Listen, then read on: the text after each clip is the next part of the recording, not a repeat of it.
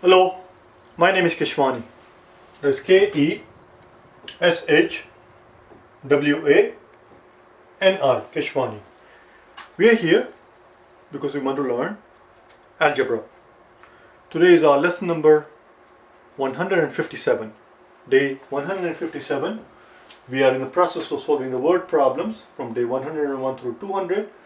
Today is our 57th day of word problems. Here's the problem for today. It is already on the blackboard. I'm going to read it to you. A man makes a journey of j kilometers. A man makes a journey of j kilometers. J for journey. He travels the first c kilometers by car. C for car. He travels the first c kilometers. C is some number, obviously. J is some number. He travels a certain number of kilometers, of which the first c kilometers he travels by car. He travels the next p miles by airplane. So he gets in his car, he drives to the airport, and then he travels the next p miles by the airplane. The following t miles by train. So he arrives someplace at the airport, and then at the airport he takes the train to go to downtown, wherever he is going. So he travels the next t miles by train. And finally he finishes his journey on foot. The question is very simple. The question is, how do we represent the number of kilometers that he traveled on foot? How many kilometers did he walk on foot? How many kilometers did he walk on foot is the same thing as asking, how does one represent the number of kilometers that he... I forgot how I said it a second ago. Well, how do we represent the number of kilometers that he walked on foot? How many kilometers did he walk on foot? Same thing. So here we go. We know that his total journey... So here's the solution. We know that his total journey was j kilometers. We also know that he traveled c kilometers by car, p kilometers by an airplane, and we know that he travels t kilometers by a train. So what do you suppose the sum of these three quantities is going to represent?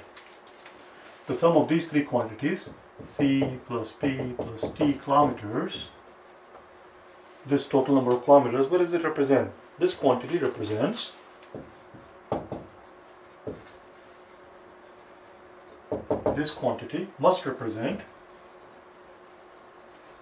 represents the number of kilometers he did not walk on foot. One more time. If j is the total number of kilometers that he walked, or that he traveled in the entire journey, and he traveled the first c kilometers by car, the next p kilometers by plane, the next t kilometers by train, then the sum of these three quantities must represent the number of kilometers that he not traveled on foot. Obviously, because they were traveled by car, plane, and train. We are asked, how many kilometers did he walk on foot? Since this is the quantity that he did not travel on the foot, and since this is the total quantity, this minus that quantity, the difference between the two must be the number of kilometers that he walked on foot. So let's finish it up. I need the room, so I need to erase the problem.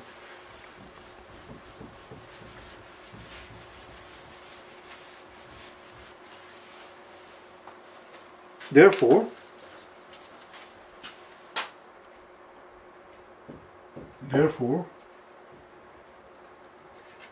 number of kilometers covered on foot. Number of kilometers walked on foot must equal the total number of kilometers that he traveled in the journey, j, minus the sum of these three quantities. C plus P plus D. Voila. That's it. That's your answer. And of course we can very quickly verify by plugging in numbers. It will make perfect sense. Let's suppose that he traveled a total of 1,000 kilometers. And if you're told that he covered the first 100 miles by car, he traveled the next 700 miles by train, he traveled the next, so that's 800, 900, and this has to be realistic.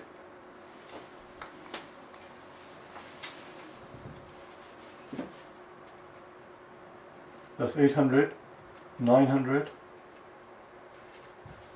There you go.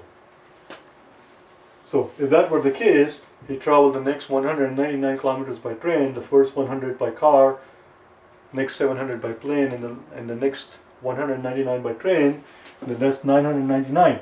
If this is 999, and since he traveled a total of 1,000 kilometers, the last 1 kilometer from the train station, perhaps to his hotel, is what he traveled on foot.